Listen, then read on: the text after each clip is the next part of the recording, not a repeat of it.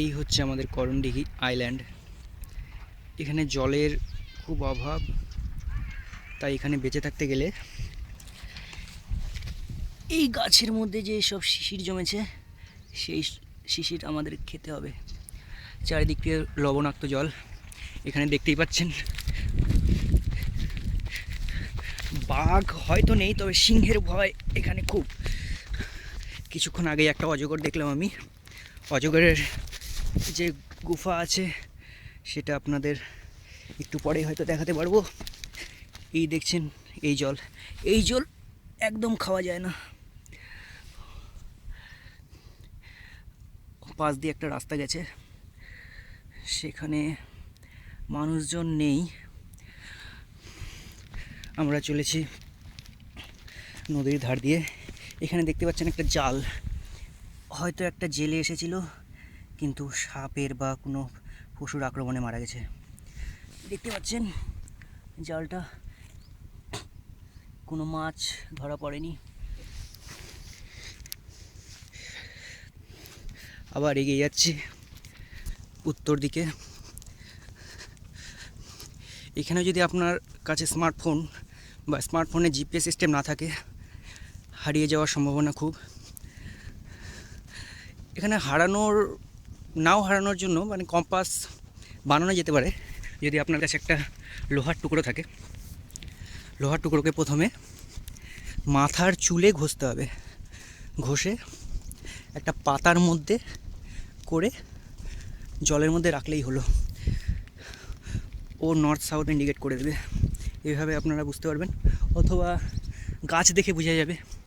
গাছ সবসময় দক্ষিণ দিকে হেলে থাকে, বিশেষ করে খেজুর গাছ। এখানে খেজুর গাছ নেই, হ্যাঁ ওখানে একটা আছে, হ্যাঁ দেখাই যাচ্ছে দক্ষিণ দিকে হেলে আছে। আমরা যাচ্ছি উত্তর দিকে, চলছি। এখানকার রাস্তা খুব ভালো।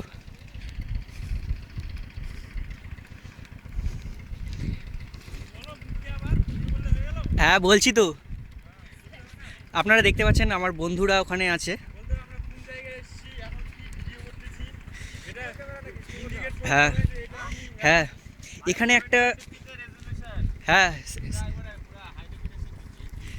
এই গাছগুলোকে বুঝতে পারছি না কী গাছ, অনেক আগেকার যুগের গাছ, লুপ্তপ্রায় বললেই চলে।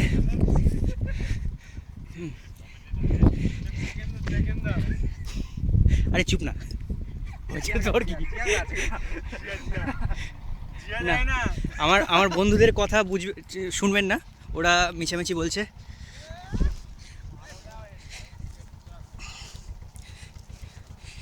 এই যে এই গাছের মধ্যে অনেক শিশির জমে থাকে। আমারও কাছে এক বোতল আমি শিশির ভরে রেখেছি। মাঝে মাঝে জল খেতে হয়, নাহলে ডিহাইড্রেশন হয়ে যাবে। ডিহাইড্রেশন হয়ে গেলে এখান থেকে রক্ষা পাওয়া খুব কঠিন।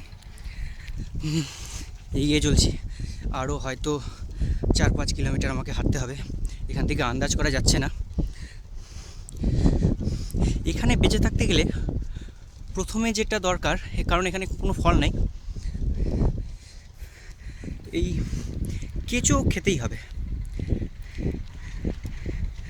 কেঁচো না খেলে আপনার কোনো শক্তি থাকবে না। আমি এখানে প্রায় 1.5 দিন ধরে আছি।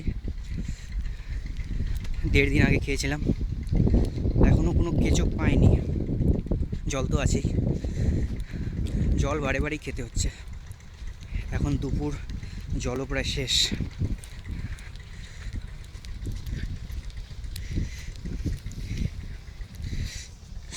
আমার মনে হচ্ছে আমি ভুল দিকে এগোচ্ছি, তবে কিনারা না পাওয়া পর্যন্ত আমাকে এগোতেই হবে।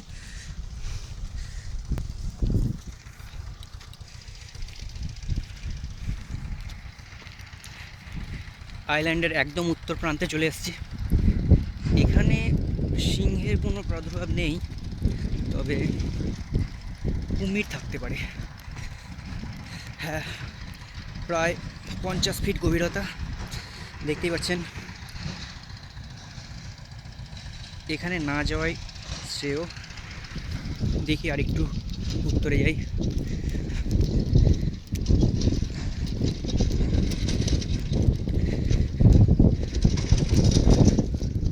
ওই যে ওখানে একটা মানুষের মতো জীব দেখা যাচ্ছে, ওটা কিন্তু মানুষ না, মরুভূমি মরুভূমিতে যেরকম মরীচিকা সৃষ্টি হয়, এখানেও আমরা মাঝে মাঝে মানুষ দেখতে পাই। ওরা কিন্তু মানুষ না, হ্যাঁ ওই যে, ওরাও কিন্তু মানুষ না, ওরা হচ্ছে হয়তো গডজিলা, ছোট, একদম শেষ প্রান্ত, ডেল্টার মতো লাগছে। এখানে একটা পাথর আছে, এখানেই বোঝা যাচ্ছে আগেকার দিনে মানুষরা এখানে বসবাস করতো।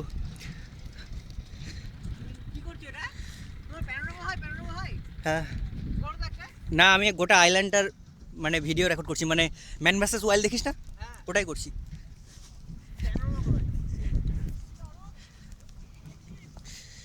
এই যে এখানে বাস টাস আছে, মনে হচ্ছে রিসেন্ট কোনো মানুষ এসেছিল এখানে।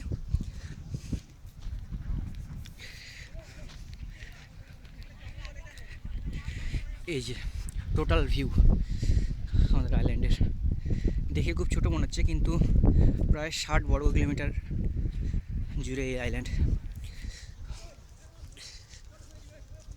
ওরা কিন্তু একজনও মানুষ না।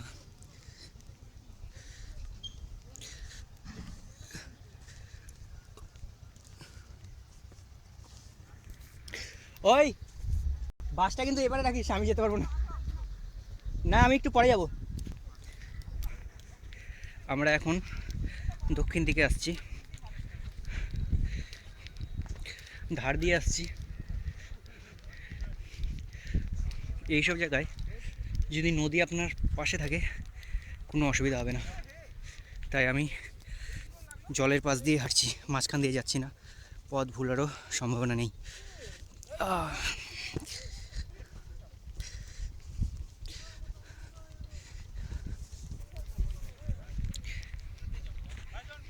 আমি কিছুক্ষণ আগেই একটা বড় গুহা দেখতে পেয়েছিলাম, আদিম মানুষেরা হয়তো থাকতো এখানে। তো বিগত 200 বছর, 200 কোটি হবে, না না কোটি না, এই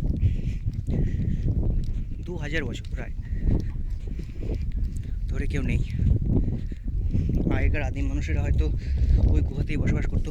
দেখাচ্ছি আপনাদের, সামনেই ছিল, ওই সময় আমার ক্যামেরা অন ছিল না। প্রায় 100 ফিট নিচে এইসব, আমি 100 ফুট উপর দিয়ে যাচ্ছি, খুব পাশ দিয়েই যাচ্ছি, পড়ে যাওয়ার সম্ভাবনা আছে, সবসময় দেখে চলতে হচ্ছে। গলা আমারও প্রায় শুকিয়ে গেছে, বোতলটা বের করতেই হবে।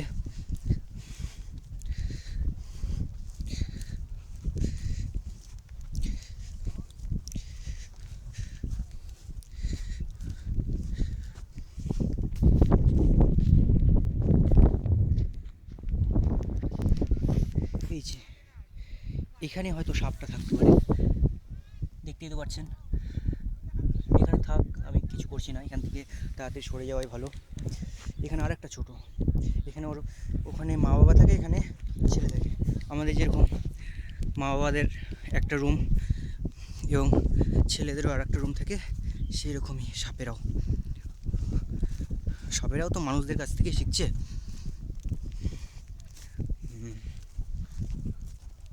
এখানে দেখতেই পাচ্ছেন যেসব বন্যজন্তুরা থাকে তাদের বজ্র পদার্থ,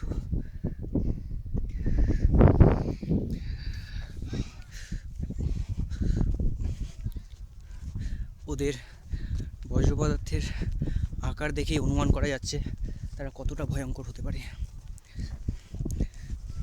প্রায় 9 দিন ধরে আছি এখানে।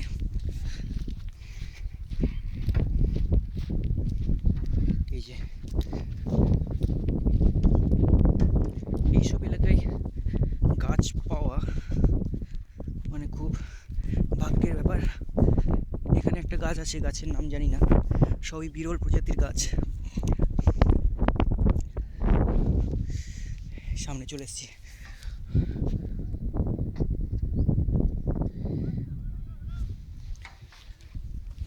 আপনাদেরকে দেখাচ্ছি এখনই সেই গুহা। চলে এসেছি প্রায়, এখানে আমাকে খুব দেখে শুনে চলতে হবে। চলে এসেছি, এখানে হয়তো ওই কঙ্কালটা আছে, বন মানুষের ভেতরে অনেক কিছু ওই ঐতিহাসিক কিছু থাকতে, এই যে সেই গুহা, এই যে দরজা দেখতেই পাচ্ছেন, সাইড ভিউ।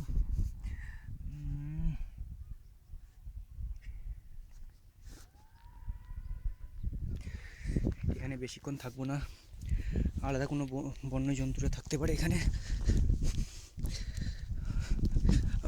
আমি এখন একদম দক্ষিণে চলে এসেছি আইল্যান্ডের।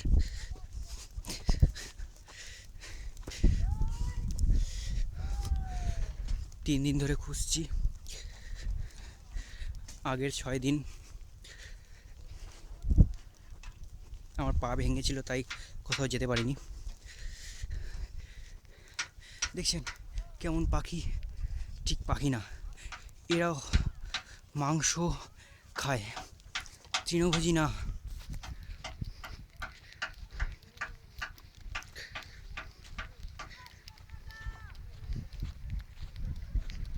কিরে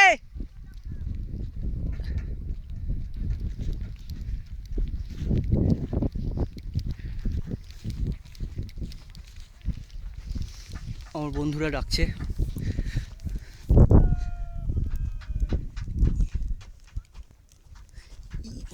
এই দেখুন জন্তু জানোয়ারটার ছাপ, পায়ের ছাপ, পায়ের আঙ্গুল, কটা আঙ্গুল, 1টা 2টা 3টা 4টা 5টা 6টা 7টা আঙ্গুল।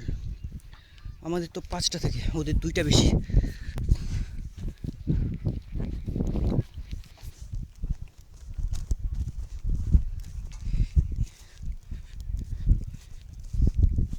কি সুন্দর দৃশ্য, কিন্তু সামনে থেকে দেখলে ততটাই ভয়ঙ্কর।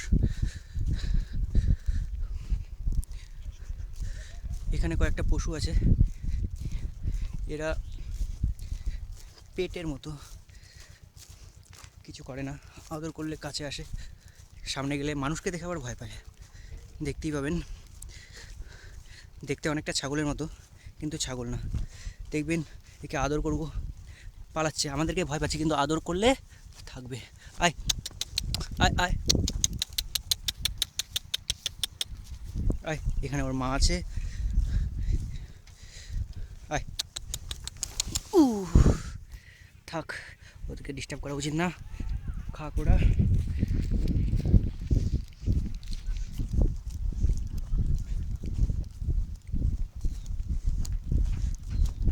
অনেকটা ইটের মতো দেখতে ছিল।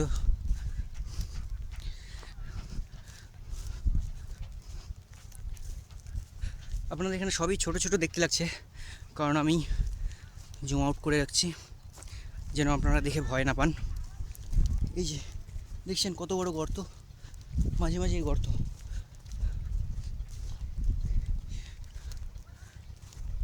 এগুলো গর্ত বেশি গভীর না, মাত্র 30 ফুটের মতো হবে, তবে একবার পড়ে গেলে ওঠা খুব কষ্টকর।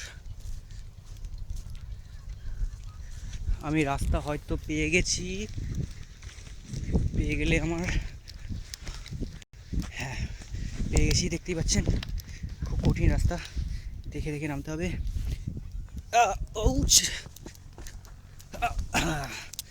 পেয়ে গেছি।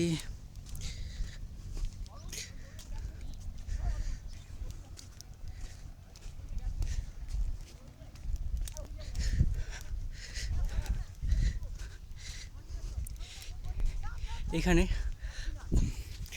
কোনো ব্রিজ নাই, প্রায় 1 কিলোমিটার জাম দিতে হবে আমাকে। দেখুন কীভাবে জাম দিচ্ছি, আপনাদের দেখার সৌভাগ্য হবে কি না জানি না। আমাকে এটা পকেটে রাখতে হবে, না ক্যামেরা পকেটে ঢুকে গেল।